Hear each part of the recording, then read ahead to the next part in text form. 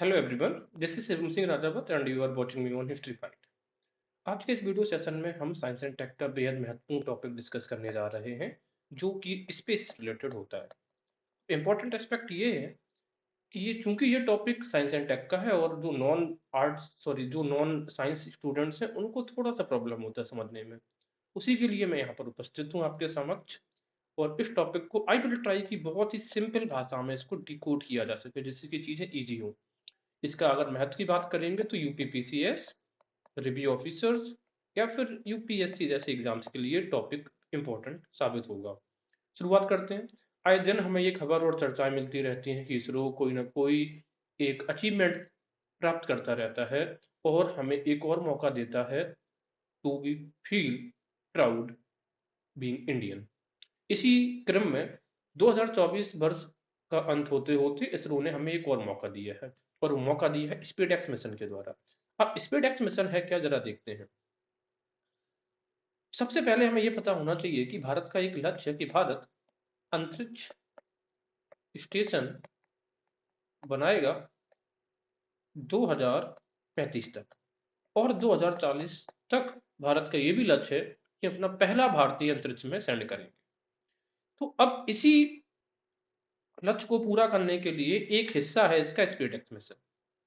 Actual में है क्या, मुझे एक चीज आप ये बताएं कि अगर आपको स्पेस स्टेशन बनाना है, जो कि लगभग कुछ इस तरीके से दिखता है आपके सामने, ये नासा का इंटरनेशनल स्पेस स्टेशन दिख रहा है। इसका आप साइज देखिए, इसमें कितने सारे टूल्स एंड इम्प्लीमेंट्स लगे हैं। क्या जब हम स्पेस स्टेशन को बनाएंगे तो क्या पृथ्वी से इतना बड़ा या इतने सारे टूल्स एक साथ इंस्टॉल करके पृथ्वी से अंतरिक्ष में फ्लोट करा सकते हैं? The answer is big no, बिल्कुल नहीं। तो हम क्या करते हैं, हम एक एक पार्ट्स को यहाँ से सेंड कर देते हैं और वहां पे हम क्या करते हैं, इंस्टॉल प्रोसेस करते हैं। तो यहाँ पर स्पेस एक्स मिशन में आप जो डी वर्ड देख रहे हैं, यहाँ पर ये जो डी वर्ड है, इसका मतलब होता है डॉक कराना। डॉक क्या है, जरा इसे समझते हैं इजी टर्म्स में। देखिए मुझे एक चीज बताओ, अगर यहाँ पर एक बंदरगाह है, एक पोर्ट है, तो पानी वाले जो बहुत सारे जहाज हैं, जो कार्गो शिप्स हैं, जो वाटर वेसल्स हैं, वो इस पोर्ट्स पे आके रुकते हैं, तो इसको हम क्या बोलते हैं, डॉकिंग बोलते हैं कि नहीं बोलते? डॉक का मतलब होता है कोई चलती हुई चीज आके एक जगह पर स्टेबल हो जाती है, रुक जाती है, इंस्टॉल हो जाती है। तो उसी तरीके से अंतरिक्ष में भी हमें क्या करवाना है कि पहले हम एक पार्ट अपना सेंड कर देते हैं, फिर दूसरा पार्ट सेंड करते हैं। लेकिन अगर ये दूसरा पार्ट, यानी कि ये दोनों इंडिविजुअल पार्ट्स अलग अलग तैरेंगे, अलग अलग फ्लोट करेंगे अंतरिक्ष में, तो फिर इंटरनेशनल स्पेस स्टेशन बन ही नहीं पाएगा। तो हमें क्या करना होता है, इन दोनों को मिलाना होता है, यानी कि इन दोनों को कॉम्पैक्ट एंड फिट करना पड़ेगा। तो उसी प्रोसेस को हम बोलते हैं डॉक। तो ये एक तरीके से टेक्नोलॉजी है, और ये बहुत ही चैलेंजिंग टेक्नोलॉजी है। अगर हम वर्ल्ड बात करें तो अभी तक विश्व के सिर्फ 3 देशों के पास ये टेक है। उनमें से पहला आता था great super power USA, then हमारा पड़ोसी मुल्क जो है द चाइना में बोलता हूँ उसको, और थर्ड आता है यूएसए का एक राइवल है रसिया। और अगर भारत ने ये अचीवमेंट कर लिया है तो India will be the fourth nation जिसने ये अचीव किया है। ओके, अब क्या करना है, हमें ये समझना है कि ये चीजें होती कैसे हैं। पहला इक्विपमेंट हमने ये सेंड कर दिए है, दूसरा ये कर दिए है। हमें इन दोनों को मिलाने की प्रक्रिया को ही हम इनको डॉक बोलते हैं। चलिए, अगर हमें समझ नहीं आ रहा, लेट्स हैव अ वीडियो। तो देख रहे हैं कि किस तरीके से ये डॉक हो गया है। दो इक्विपमेंट्स जो हैं, दो स्पेसक्राफ्ट जाके स्पेस में डॉक हो गया, और ये चीज़ हमने 30 ऑफ दिसंबर को हम करने जा रहे थे, और हमने किया भी है। इंडिया ने इसके लिए अच्छा खासा बजट भी दिया है, और क्योंकि हमें ये पता होना चाहिए कि इस तरीके से बहुत पैसा खर्च होता है। देख रहे हैं किस तरीके से चेसर और एक दूसरा टारगेट, तो टारगेट को किस तरीके से चेसर चेस करते हुए और अपना ये डॉक जो प्रोसेस है, इस तरीके से वो कंप्लीट कर लेगा। और आने वाले समय में हम ये भी देखेंगे कि भारत स्पेस में एक बड़ी पावर उभरते हुए नजर आएगा। एक बार ये फिर से विजुअल्स रिप्रेजेंटेशन आप सामने देख रहे हैं, किस तरीके से भारत अपने न्यू अचीवमेंट और नया इतिहास लिखने जा रहा था, और लिख भी दिया हमने 30 ऑफ दिसंबर को। उम्मीद है आपको चीजें अब समझ में आई होंगी। अब इसके टेक्निकल टर्म्स के बारे में जरा हम जानकारी करते हैं। ये जो मिशन कंप्लीट किया जाएगा, ये पीएसएलवी 660 से कंप्लीट किया जाएगा, इसी को हम स्पेसएक्स मिशन कह रहे हैं। अब बात ये है कि यहाँ पर हम क्या देख रहे हैं, ये पार्ट हमारा रहेगा, इसको हम बोलेंगे क्या, ये हमारा है टारगेट, और ये इस पे ये जो रख के जा रहा है ये हमारा है चेसर। अब कंफ्यूजन एग्जाम में हमें ये होगा कि टारगेट कौन सा है, चेसर। ये बताओ, टारगेट हमेशा फिक्स्ड ही तो होता है, उसी को तो आप चेस करते हैं, बस सिंपल सा नाम दिया है। तो 2 सैटेलाइट्स होंगी, टारगेट एंड चेसर। और इन दोनों का हम अगर वेट की बात करेंगे तो 220 केजी, 220।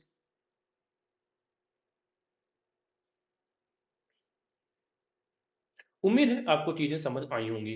आगे बात करते हैं इसके टेक्निकल।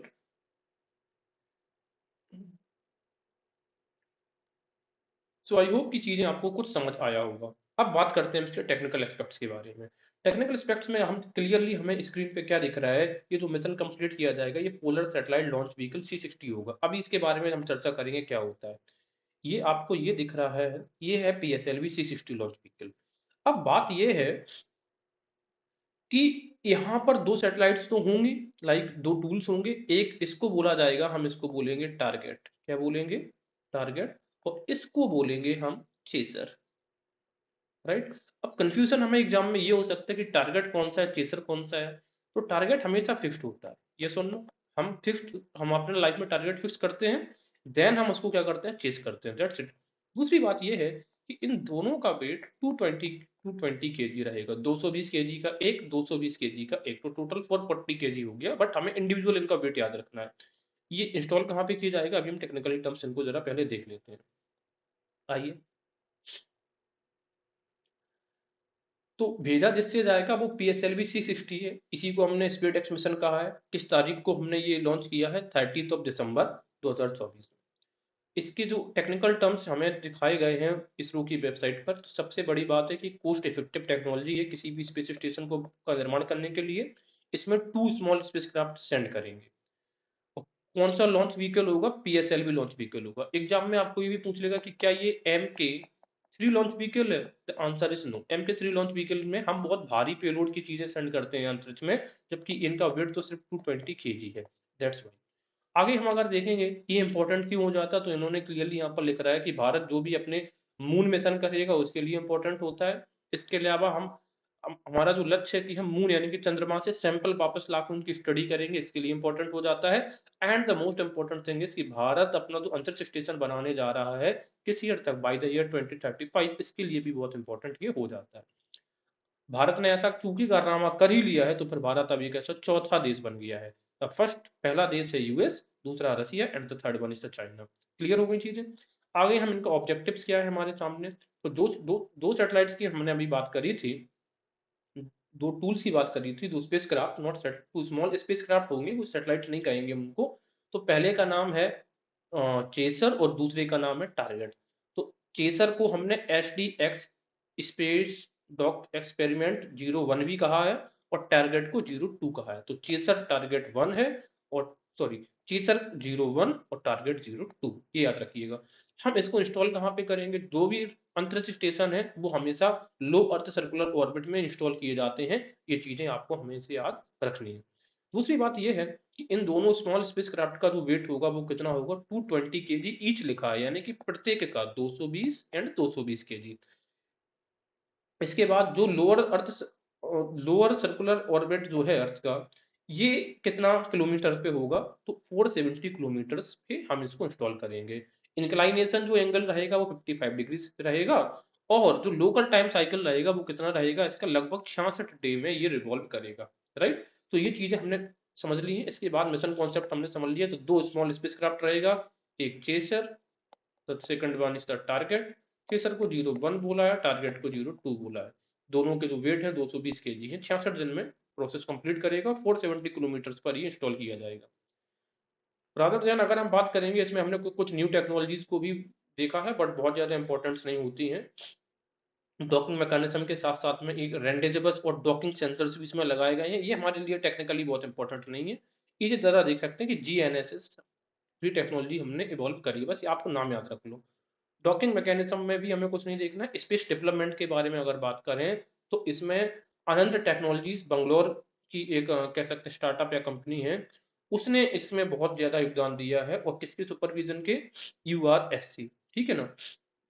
जो UR राव स्पेस सेंटर है उसकी उसका हेडक्वार्टर्स भी कहाँ पे? कर्नाटका में है। तो ओवरऑल ये चीजें थी हमारी स्पेस एक्स मिशन। लेकिन अब हमें ये भी देखना है कि स्पेस एक्स मिशन के साथ साथ में भारत ने यहाँ पर पोयम 4 को भी लॉन्च किया है। और पोयम 4 की बड़ी विशेषता क्या है कि यहाँ पर हम अंतरिक्ष में इसी मिशन की मदद से क्या ये पढ़ेंगे कि अंतरिक्ष में क्रॉप्स कैसे उगाए जा सकते हैं, फसलें कैसी उगाई जा सकती हैं अंतरिक्ष में। तो ये बड़ा अचीवमेंट भी अब इसरो करने जा रहा है। अब पोयम जो है ये बचपन वाली पोयम नहीं है। अब पोयम 3 भी हम लॉन्च, पोयम 1 भी लॉन्च किया है हमने, पोएम 2 भी लॉन्च किया है, और 3 एंड 4। तो 3 एंड 4 चूंकि इस वर्ष लॉन्च किए गए थे, that's why we are visiting this. शुरुआत करते हैं। तो सबसे पहले हमें ये समझना पड़ेगा कि ये होता है पोलर सेट लॉन्च व्हीकल।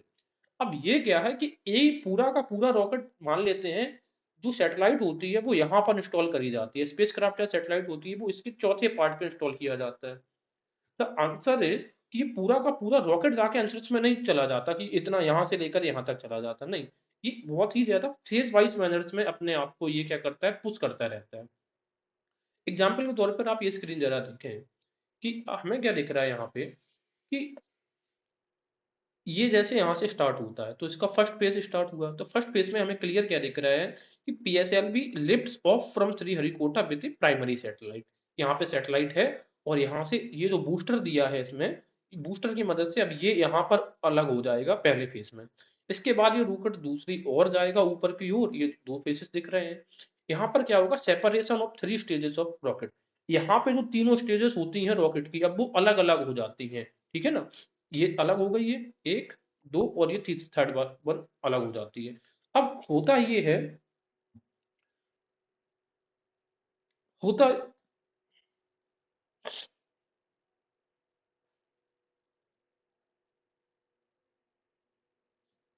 होता ये है कि जो पहली स्टेजेस में क्या होता है कि ये वाला जो पार्ट है ये जलकर वापस मतलब हट जाता है, ठीक है। अर्थ के एटमॉस्फेयर में ये डेब्रिस बन के घूमेगा, यानी कि कचरा बन के घूमेगा।